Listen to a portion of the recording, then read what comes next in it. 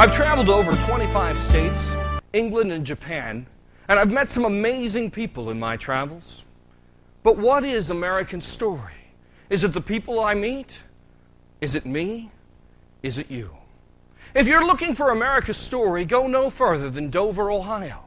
If you follow 158, you'll find a man there in his museum. His name's Mooney Werther, and he carves America's story. He was walking one day, and he was around a field with a bunch of cows, and he saw on the ground a pin and a knife. And he opened it up, and he started carving. And of course, what he started carving was crude because it was his first beginning. And as he started carving, it started making images. And he started carving beautiful shapes. And pretty soon, he'd sit by the place that he loved to sit, and that was the railroad. And he'd watch the cars coming around during the steam engine days. And he would watch and he would carve. And even though he had a second-grade education, he said he saw it in the wood. And he would carve, and he would carve, and he would carve, and he would carve the entire steam engine industry. And pretty soon, people started talking about his carvings. And Henry Ford himself walked up to Mooney Werther and said, "I will give you a job. Just move to us. Move to where I live, and all I ask is that you carve for me every now and then." Mooney Werther turned Henry Ford down, for you see, he loved carving out America's story. And he didn't take any money for it, but he became one of the best carvers in all the country.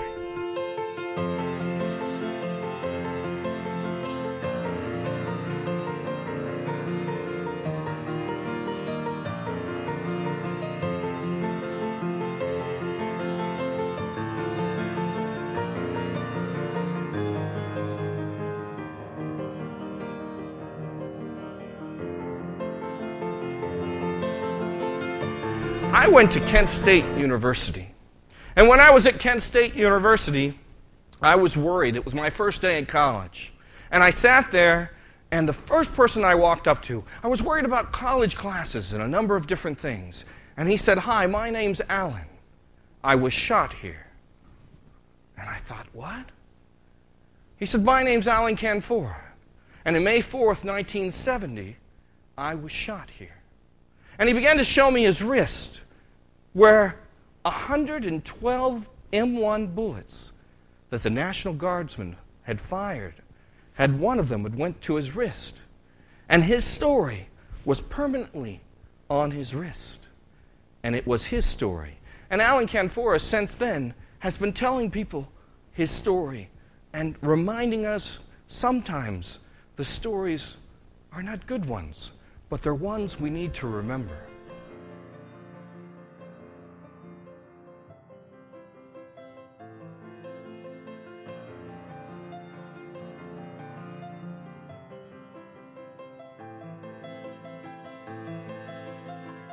I moved to Hanford, California, in the Central Valley. And there in Visalia, I learned about a man who was driving a truck. And one day he was driving the truck, and a mailbag plopped out of the sky right onto his truck. And he got out and he opened it up. And it was during World War II. And he opened it up and there were all these letters that had fallen from the sky.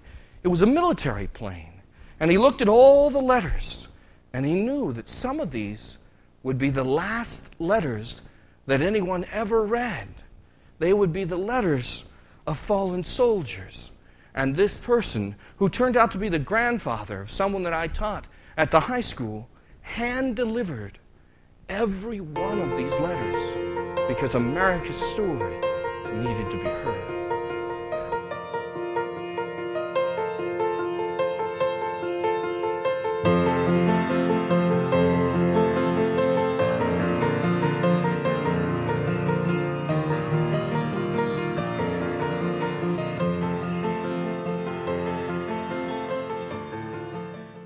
I had never picked up a famous man in my life.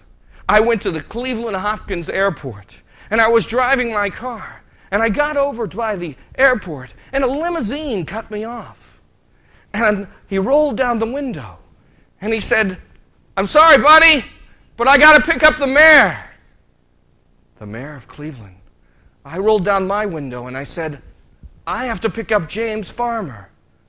I watched how that limousine backed out, guided me to the airport, went over to my car, opened the door.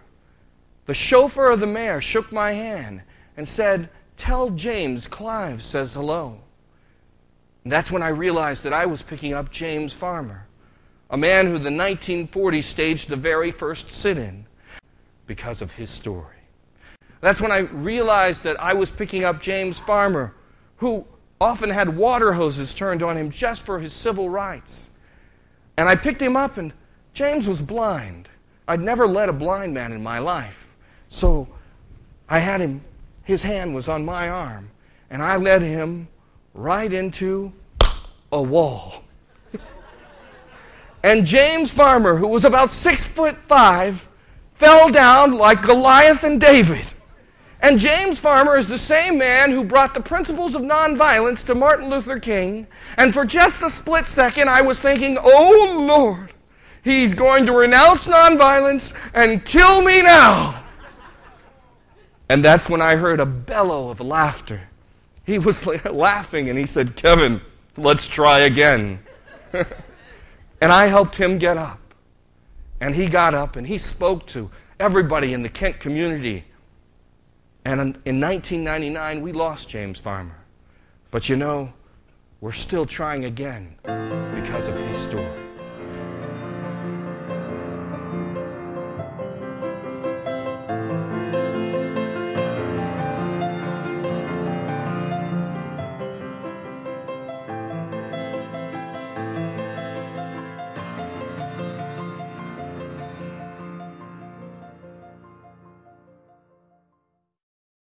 I went to Albuquerque, New Mexico, and there I met a woman named Estefanis Martinez, Blue Water, of the San Juan Pueblos.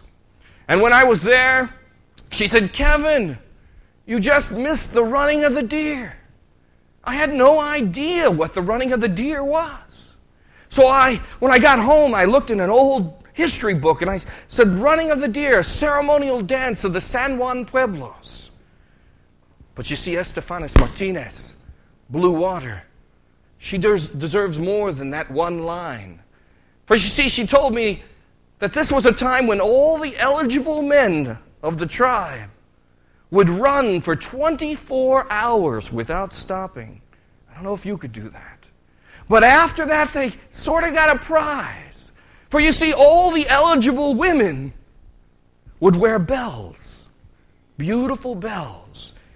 And as soon as the 24 hours were up, the women took off. And the men could capture whoever they wanted. And they'd catch them, and the woman would make them a meal. And Estefanis Martinez said, even sometimes an overnight stay. And over time, Estefanis Martinez, at the age of 70, she said, "Kevin, I'm a fast runner, but sometimes I slow down." Her story needs more than the one line in the history book.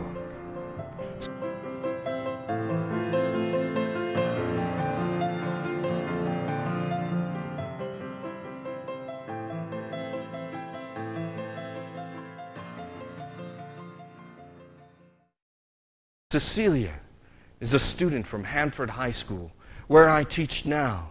And she said, "Mr. Cordi, I don't think you've heard my story." At 13 years old, she packed up everything from El Salvador. She packed up everything that she had. She said, quote, unquote, because they would kill you for the little that you did have. And she packed up and her entire family, and they walked and drove to Mexico. And there they had the right papers, but the people at the border didn't believe them, so they ripped up her family's papers, forcing her to run. And so she paid her entire family $2,000 per person, $2,000 to go from Mexico to Tijuana to California. $2,000. And the whole family got together in a barn, and she thought she was the only family. And all the people from the underground looked around, and there was 41 other families with her who had paid that amount of money. And they looked at Cecilia and said, "Your family gets to be in the front line." And she said, "Oh, I get to see America first.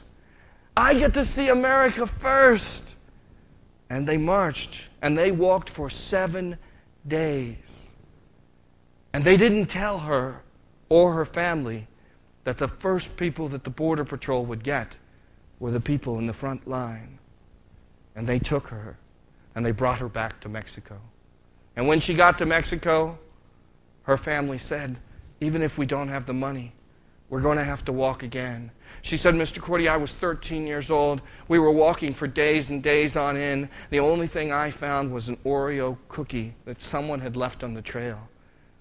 I had to eat it, Mr. Cordi. It was the only thing there. And it took us. I had to hide in a car where the glove compartment is.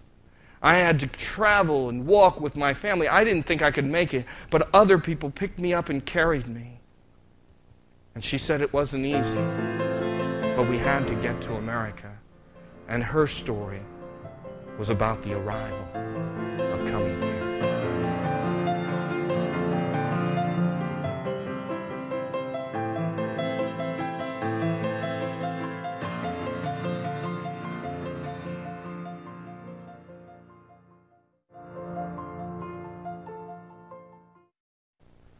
Yeah, last year I went to Japan. And it was wonderful because we would visit schools and we would tell stories, and they had beautiful ceremonies for us. And it's not the ceremonies that I remember. It's the cleanup time.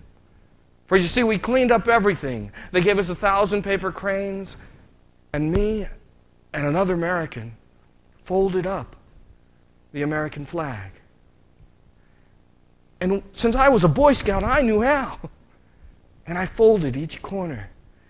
And I looked around, and there were 10 Japanese students watching us fold.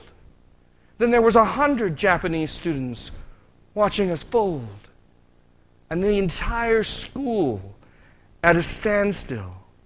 And that's when I realized that I was teaching America's story without knowing that I was teaching it. And as I folded a corner, I had a Japanese student fold another. And we folded the flag. And on a day when we need to remember the importance of folding and sharing our stories, whether we're carving it with wood and a knife, whether we're teaching people how to remember great lessons from history, or we're talking to our own neighbor, it's then I realized that I am part of America's story. And so are you.